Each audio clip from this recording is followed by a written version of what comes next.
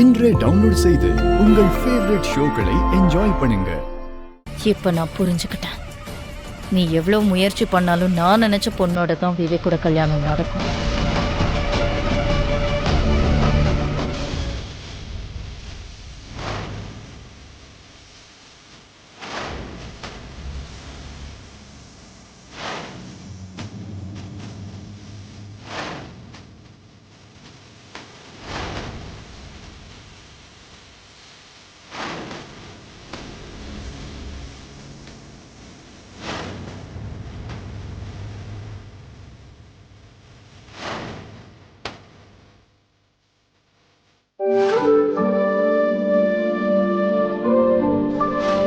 விவேக்குக்கு என் சித்தி ஆல்ரெடி ஒரு பொண்ணை பார்த்து வச்சிருக்காங்க.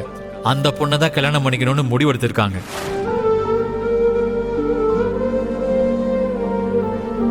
நான் அந்த பொண்ணை கல்யாணம் பண்ணிப்பேன்னு உங்ககிட்ட சொன்னனா? அப்ப நீ யாரை தான் கல்யாணம் பண்ணிக்க போறன்னு இப்பவாது எல்லாரும் முன்னாடி உண்மையை சொல்லு.